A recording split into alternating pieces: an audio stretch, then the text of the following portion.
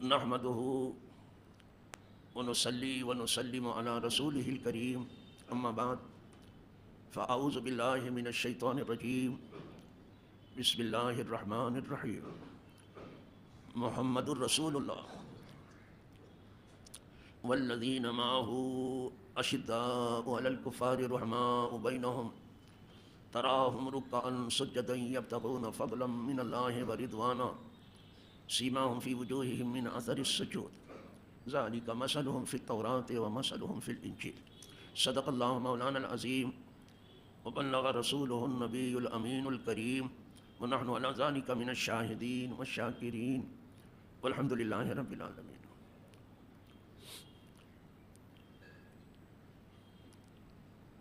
وہ جو نہ تھے تو کچھ نہ تھا، وہ جو نہ ہو تو کچھ نہ ہو، جان ہے وہ جہان کی، جان ہے تو جہان ہے. اللہم صلی وسلم علی سیدنا محمد و آلہ و اصحابہ و بارک وسلم صلاۃ و سلام علیک یا رسول اللہ.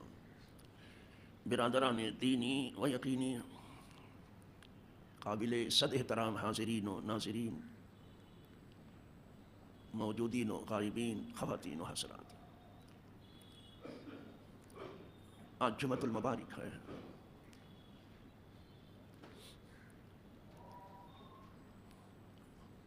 اور یہ دن مسلمانوں کے لیے تو بڑا دن ہے ہی، عیدین سے بھی بڑا ہے، ساری انسانیت کے لیے بھی بڑا ہے،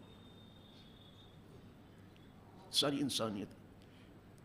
اس لیے کہ آدمی آدم سے ہیں اور آدم علیہ السلام اسی دن میں پیدا ہوئے، تو یہ پوری انسانیت کے لیے بھی بڑا دن ہے. آدم علیہ السلام کی ولادت کے ساتھ ہی ان کی پشت میں جو اولاد تھی وہ بھی وجود میں آ گئی، تو یہ انسانیت کی ولادت کا دن ہے، لہٰذا سب کے لیے یہ بڑا دن ہے. یہ دن گواہ ہے ان لوگوں کے لیے جو اس دن کی عزت کرتے ہیں اور اس دن کی جائز خوشی مناتے ہیں. یہ شاہد بھی ہے، گواہ بھی ہے. جمعہ کا دن تو آج یوم الجمعہ ہے. ہمارا عنوان وہی ہے جو ہم نے 2 جمعہ پہلے سے لیا ہے کہ محمد صلی اللہ علیہ وسلم اللہ کے رسول ہیں. انسانیت کے لیے نبوت و رسالت سے بڑا کوئی درجہ نہیں، سب سے اونچا مقام نبوت و رسالت کا ہے. نبی ضرور پیدا ہوئے اور عورتوں سے ہی پیدا ہوئی، لیکن کوئی عورت نبی نہیں ہے، عورتوں میں کوئی نبی نہیں ہے. ولی ضرور ہے ان میں، تو انہیں نبی کی ماں بننے کا شرف تو حاصل ہوا، لیکن نبی ان میں نہیں ہے.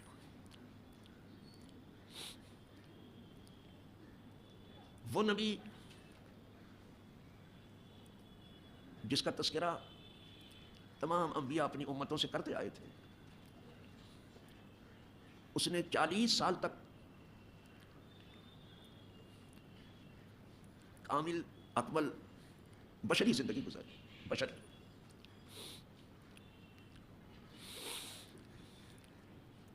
اس لیے کیا بشر ہیں، لیکن اعلان نبوت سے پہلے آپ نے کامل انسانیت کا وہ نمونہ انسانوں کے سامنے رکھا کہ مکے میں کوئی ایک آدمی بھی ایسا نہیں تھا جو آپ کی کمال انسانیت سے متاثر نہ ہوگا. کوئی ایک بھی نہیں تھا، ایک بھی نہیں تھا. پہلے اپنی انسانیت کو منوایا. سب مکے والوں نے مل کر کے آپ کو الصادق کہا، سب مکے والوں نے مل کے آپ کو الامین کہا. یہ سب انسانی صفت ہے، اور انسان کو انسان بنانے والی جو چیزیں ہیں اس میں سر فہرست سچائی ہے. یہ آدمی کو آدمی، انسان کو انسان بناتی، اس کا صادق ہونا، سچا ہونا.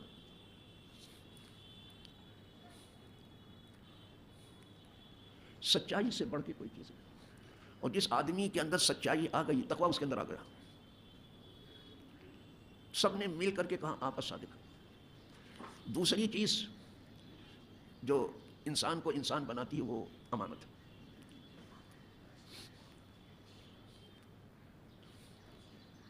تو آپ نے اپنی امانت کی بھی دھاگ بٹھائی، سب آپ کو الامین کہنے لگے۔ اس وقت کوئی بینک نہیں تھا،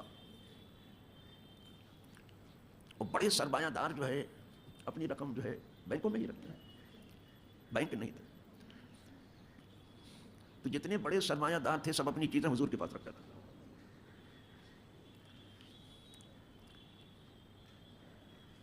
اس لیے کہ وہ آپ کی سچائی کو جانتے تھے، آپ کی امانت کو جانتے تھے۔ اور کچھ ایسے مقامات آئے جہاں سب نے پکار کے آپ کو الامین کہا، جیسے جب خانہ کعبہ قریش تعمیر کر رہے تھے اور دیوار تھوڑی اوپر آ گئی تو ہر آدمی چاہتا تھا کہ حجر اسود کو اپنے ہاتھ سے رکھے، ہر قبیلہ چاہتا تھا، اور ہر قبیلہ کر نہیں سکتا تھا اسے۔ اس پر ان میں تھوڑا تو میں ہوئی، پھر یہ بات بڑھ گئی آگے، خون خرابے تک پہنچی، اور حضور آئے ہی تھے جھگڑے کو ختم کرنے کے لیے۔ تو ان کی رائے ہوئی کہ ہم کو لڑنا نہیں چاہیے، کسی ایک بات پر متفق ہو جانا چاہیے، کسی ایک کو حاکم بنا لینا چاہیے۔ یہ طے پا گیا۔ معلوم ہوا لڑائی جھگڑے سے، خون خرابے سے کوئی مسئلہ حل نہیں ہوتا، مسئلہ آپس میں بیٹھ کے بات کرنے سے حل ہوتا ہے۔ سب راضی ہو گئے، انتظار میں تھے کہ جو سب سے پہلے خانہ کعبہ میں داخل ہو اس کو حاکم بنا لیں گے۔ انتظار میں تھے بیٹھے سب قبائل کہ دیکھے کون آتا ہے۔ یہ اس لیے کہا کہ جو اچھا آدمی ہو پہلے سے آتا ہے، یہی بات سمجھ رہے ہیں، بڑی ہوشیاری سے کیا تھا۔ اور جو دنیا کا بہت ہوشیار ہے سب سے بعد میں آتا ہے، سب سے پہلے نکلتا ہے نماز پڑھنے۔ بڑی ہوشیاری سے یہ فیصلہ کیا تھا۔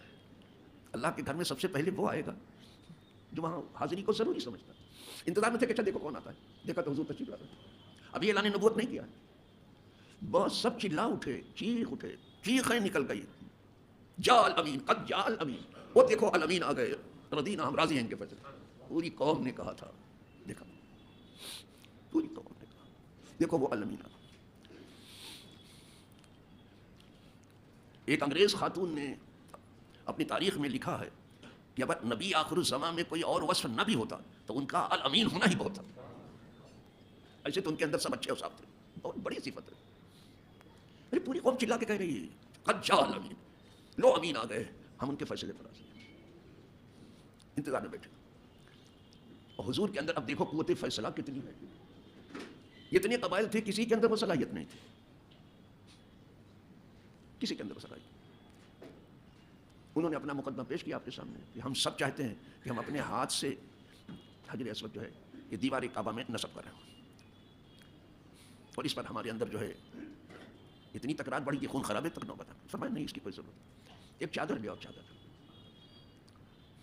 چادر لائی، اس میں حجر اسود کو رکھا گیا، کہا چاروں کونے ہر قبیلہ پکڑ لے، چار کونے ہیں نا چادر کے، دو ادھر دو ادھر، قبیلے کا ہر آدمی جو ہے وہ چادر پکڑ لے اور سب اٹھائیں ایک ساتھ حجر اسود نصب کر لیں۔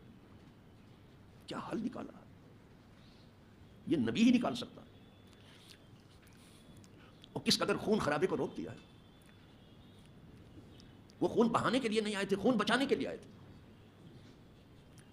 اٹھا لیا سب لوگوں نے، اور وہاں تک اٹھا لیا جہاں اس کو نصب اب تھا۔ فرمایا کہ اب تم کیا کہتے ہو؟ سب نے کہا بس آپ اپنے ہاتھ سے اٹھا لیں۔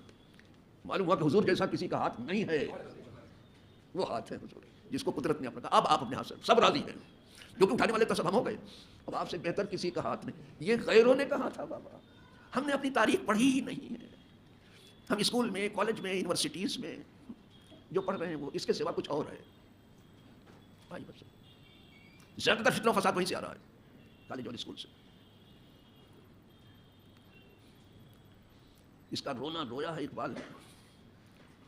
لوگ کہتے ہیں کہ میرے بچے نے ترقی کر لیا، یہ ڈگری لے لی، وہ ڈگری لے لی، اور یہ ڈپلومہ لے لیا، وہ ڈپلومہ لے لیا، اور یہ انعام لے لیا، وہ انعام لے لیا، اور یہ جاب لے لیا، وہ جاب لے لیا۔ خوش ہیں کہ کیا ترقی کر لیا ہمارے بچے، بڑے خوش ہیں، بغلیں بجاتے ہیں۔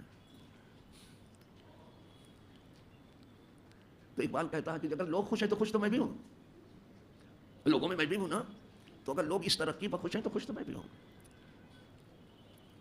کہتا ہے خوش تو میں بھی ہوں جوانوں کی ترقی سے، مگر لب خنداں پہ مگر آ جاتی ہے فریاد حساب، ہنستے ہنستے جو ہے رونے لگتا ہوں.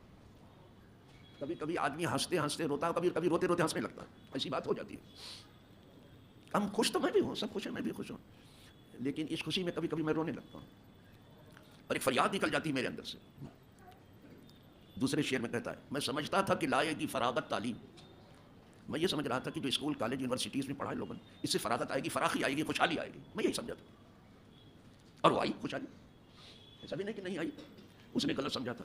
میں سمجھتا تھا کہ لائے گی فراغت تعلیم، کیا خبر تھی کہ چلا آئے گا الہاد بھی ساتھ، لیکن مجھے کیا معلوم کہ اس کے ساتھ بے دینی بھی آ جائے گی. ایسی ترقی میں کیا دھرا ہے کہ آدمی ٹھیک سے مسلمان بھی نہ رہے. الہاد بنے بے دینی.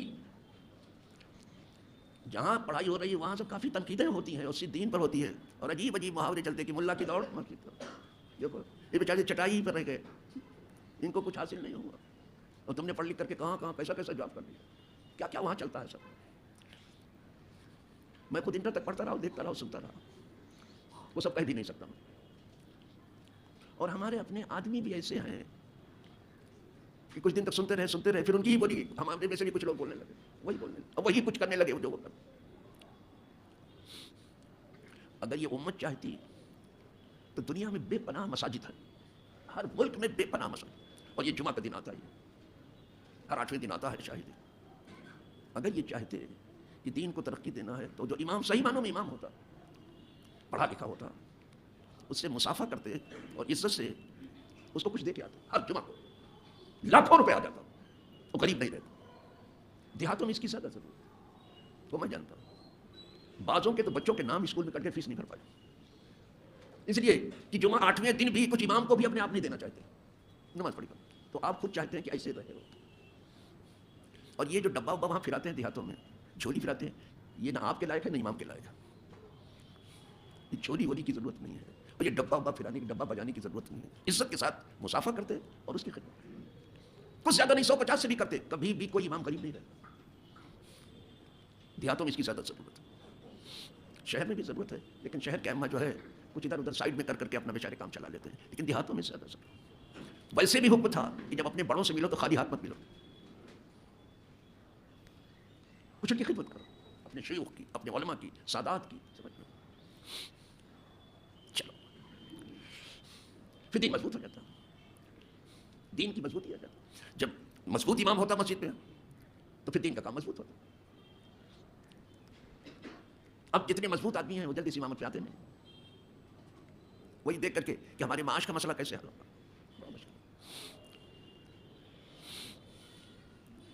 تو قوم اگر چاہتی تو اپنے دین کو مضبوط کرنے کے لیے ایسا کرتی کہ دین ہمارا مضبوط اور لائق و فائق امام رکھا.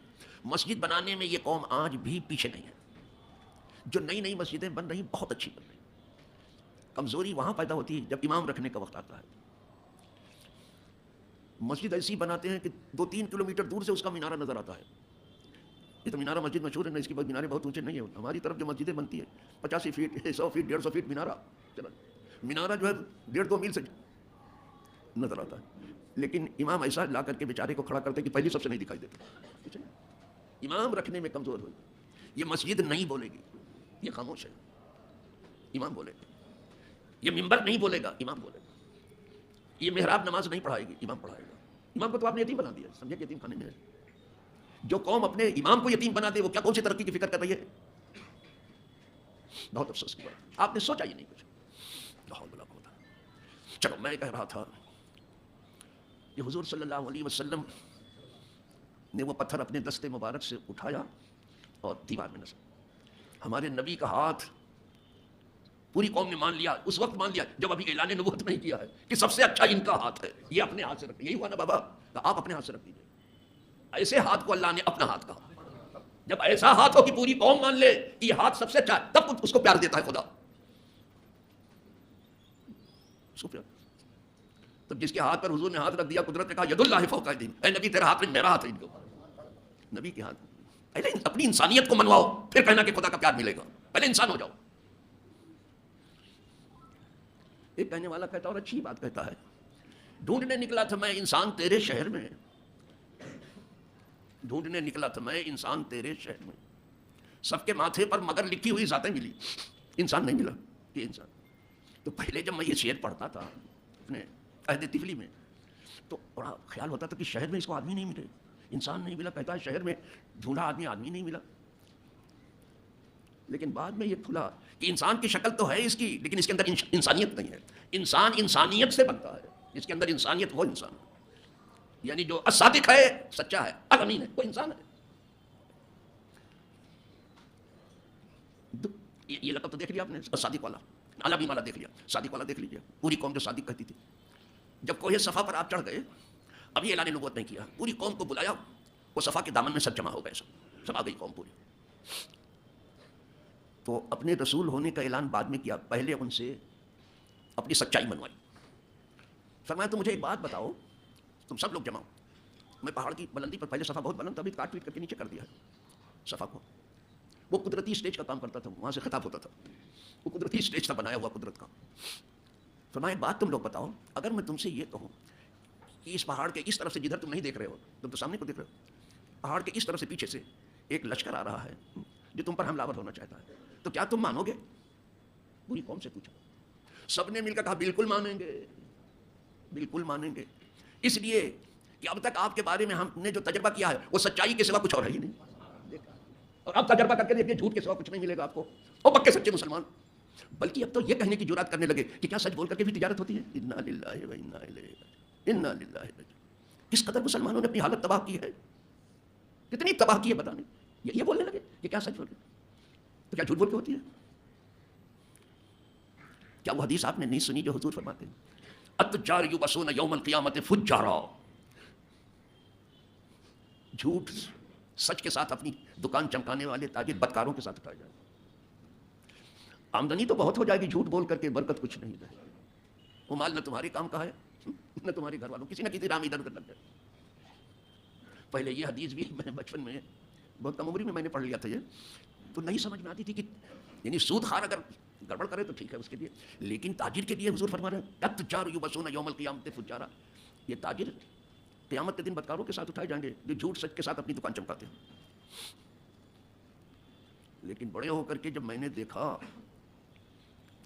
اور میرا رہنا سہنا تاجروں کے بیچ میں ہوا تو میں نے دیکھا یہ بڑے گپوڑ سنکھ ہیں، یہ جتنے اہل سیاست ہیں ان کو کرپٹ کرنے والا تاجر ہے، اسی لیے جتنے سیاستداں ہیں بڑے بڑے تاجروں سے جڑے ہیں۔ آپ دور نہ جائیے، اسی ملک میں دیکھیے کہ کیا اس ملک میں اڈانی اور امبانی کا تذکرہ نہیں ہے کیا؟ بہت زیادہ آپ جانتے ہیں، مجھ سے زیادہ جانتے ہیں، زیادہ جانتے ہیں۔ تو اہل سیاست کو کرپٹ بنانے والے یہی تاجر ہیں کہ ہم کما کے تمہیں دیں گے، انویسٹمنٹ کرو، اور الیکشن کے موقع میں تو بڑے بڑے تاجر ڈونیشن اس لیے دیتے ہیں کہ ابھی لگا رہے ہیں بعد میں ہم کما لیں گے آپ سے، نہیں کرتے ایسا۔ اب مجھے معلوم ہے کہ سرکار نے کیسے کہہ دیا یہ تاجر قیامت کے دن بتا، یہ جھوٹے تاجر کی بات ہو گئی، سچے کا بھی سن لو، سچے تاجر بھی ہیں یہاں، بھلے وہ تھوڑے سے ہیں، ہر زمانے میں رہے تھوڑے، آج بہت تھوڑے ہیں، لیکن ہیں سچے بھی ہیں، ایک دم سچے تاجر ہیں، سچا ہی بیپار کرتے ہیں اور اچھا بیپار کر رہے ہیں، مجھے معلوم ہے ان کے بارے میں۔ فرمایا التاجر الصدوق مع النبیین والصدیقین والشہداء والصالحین، سچا تجارت کرنے والا نبیوں کے قدم میں ہے، کیا پیارا قدم مل رہا ہے، نبیوں کے قدم، صدیقین کے قدم میں ہوگا، شہیدوں کے قدم میں ہوگا، اولیاء کے قدم میں ہوگا، غوث کے قدم میں ہوگا، خواجہ کے قدم میں ہوگا۔ نہیں رہنا ہے آپ کو خواجہ کے قدم میں، غوث کے قدم، صالحین اولیاء کو کہتے ہیں، اولیاء کا زمانہ بھی چل رہا ہے، سچا تاجر ان کے قدم میں آ جائے پٹ سے۔ بات سمجھو، چلو پھر میں تو صرف یہ کہہ رہا تھا کہ حضور اپنی جو ہے کامل انسانیت کو منوا رہے ہیں پوری قوم سے، سب نے مل کر کے کہا کہ آپ سے کبھی میں نے جھوٹ سنا ہی نہیں، کبھی بھی۔ ارے آپ کیا جھوٹ بولیں گے، آپ کیا، جو آپ کے غلام ہیں صدیق، کبھی جھوٹ نہیں ملے گا آپ کو۔ زمانے جاہلیت میں بھی تجارت جو کرتے تھے صدیق اکبر، جھوٹ نہیں تھا، وہ بڑے تاجروں میں تھا۔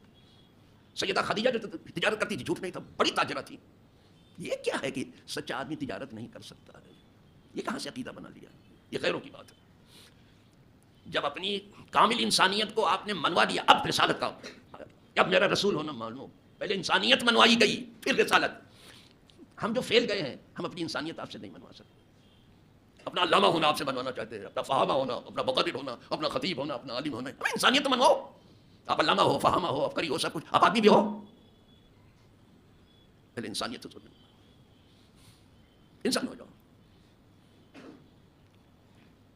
اور خیر حضور نے دونوں چیز بنوا دی. یہاں صادق ہونا آ گیا کہ ہم آپ کو صادق مانتے ہیں. آپ کے منہ سے سوائے صدق کے کچھ نکلا ہی نہیں, سچائی کے علاوہ آپ کے بارے میں میرا کوئی دوسرا تجربہ ہی نہیں ہے.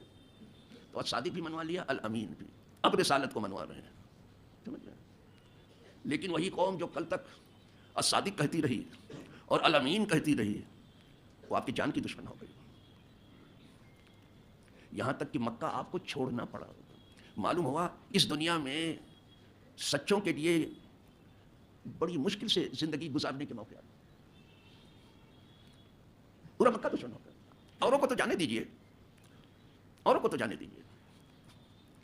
جو سگا چچا تھا ابو لہب, اس نے جانتے ہو کیا کہا؟ قوم میں تو کچھ نہیں کہا, ان کے حلق سے نہیں اترا, لیکن بولے نہیں کچھ. لیکن جو سگا چچا تھا ابو لہب, اس نے جانتے ہو کیا کہا؟ تبا لک سائر الیوم یا محمد الہذا جمعتنا. آپ کے لیے ہلاکت ہو. چچا سگا چچا کہہ رہا ہے, تمام دن آپ کے لیے ہلاکت. کیا اسی لیے آپ نے جمع کیا تھا؟ اسی پر سورہ تبت یدا اتری. حضور نے چچا کو تو کچھ نہیں کہا, یہ حضور ہے, چچا کو کچھ نہیں. لیکن قدرت کو, پھر قدرت کی طرف سے جواب ہے کہ تبت یدا ابی لہب, دونوں ہاتھ برباد ہو جائیں ابو لہب کے. اسی پر تبت یدا اتری, ابو لہب ہلاک ہو جائے. یہاں سے معلوم ہوا کہ اور لوگ تو دشمن ہوتے اپنے پہلے ہو جاتے ہیں. یہاں آپ کے جتنے قریبی لوگ ہیں وہ پہلے آپ کے دشمن ہو. جس کا نفع آپ سے قریب ہے اس کا نقصان بھی آپ سے قریب ہے, وہی آپ کا نقصان ہے. یہی رشتہ دار نفع بھی پہنچاتے ہیں اور یہی سب سے بڑا نقصان بھی کرتے ہیں. لیکن آپ کو نفع یاد ہے, نقصان یاد نہیں. اسی لیے کہا گیا الاقارب کالاقارب, قریبی رشتہ دار بچھو سی پتہ ہے, ڈنک ماریں گے, ذرا ہوشیار رہنا. جو قریب ہے تو اس کا نفع بھی آپ سے قریب ہے, اگر نفع قریب ہے تو نقصان بھی قریب ہے. سلطان العارفین بایزید بستامی رحمۃ اللہ علیہ, چونکہ اولیاء کا زمانہ ہے, گفتگو وہاں سے ریلیٹڈ ہونی چاہیے, ملی ہونی چاہیے. سلطان العارفین بایزید بستامی, یہ تمام عارفین کے بادشاہ ہیں. بایزید کا بہت اونچا مقام ہے. بایزید بستامی ایک بات کہا کرتے تھے, آپ بھی سن لو, اولیاء کی بات. ایک بات کہا کرتے تھے کہ مجھے منکر سے کوئی خطرہ نہیں ہے, جو انکار کرتا ہے مجھے ولی نہیں مانتا, اس سے مجھے کوئی خطرہ نہیں. مجھے خطرہ مریدوں سے ہے. ارے بہت کم مرید ہیں کہ مرید ہوتے ہیں, وہ مرید ہوتے ہیں. پائیں تو اپنے پیر ہی کو دفن کر دیں. آپ کیا سمجھتے ہو؟ اگر مجھے پاس و لحاظ زیادہ نہ ہوتا کہ کسی کا عیب نہ کھولوں, نہ ہوتا تو میں نام لے کے بھی کہتا کہ جانے کتنی رقم اپنے پیر کی کھا گئے. مرید اس لیے ہوئے کہ پیر کا پیسہ حجم کر جائے, پائیں تو پیر صاحب کو بھی کھا جاتا. تو ویسے نہیں کہتے تھے سلطان العارفین بایزید بستامی رحمۃ اللہ علیہ کہ منکر سے تو مجھے کوئی خطرہ ہی نہیں, مجھے اپنے مرید سے خطرہ. اس لیے مرید قریب رہتا ہے تو اس کا نفع بھی قریب ہے. مرید کا اچھے مرید نفع پہنچاتے ہیں, اور جو برا مرید ہے وہ نقصان پہنچاتا ہے. دونوں ہوتے ہیں.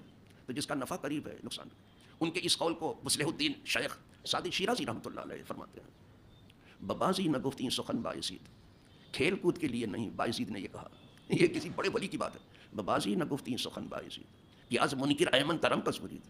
کھیل کود کے لیے سلطان العارفین نے یہ بات نہیں کہی, بلکہ حقیقت ایسا ہی ہے کہ مجھے منکر سے کوئی خطرہ نہیں, مرید سے خطرہ ہے. بس جو آپ سے قریب ہے اس سے خطرہ ہے.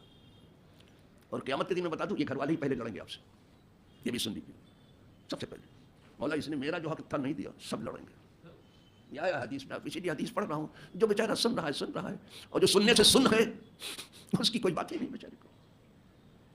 تو میں کہنے یہ چلا تھا کہ حضور نے رسالت کو بعد میں منوایا, پہلے اپنی انسانیت منوا لی, اور اللہ کی کتاب نے اس کی تائید بھی کر دی. جب حضور نے اپنی رسالت پیش کی اور انکار کیا لوگوں نے, تو جانتے ہو ایک بات کہی جسے اللہ کی کتاب نے بیان کیا ہے, فقط لبثت عمرا من قبلہ افلا تعقلون. اعلان نبوت سے پہلے میں نے آپ کے بیچ میں بھرپور زندگی گزاری 40 سالہ. تو تم نے دیکھا نہیں میں کیسا سچا ہوں تو کیسا امین ہوں؟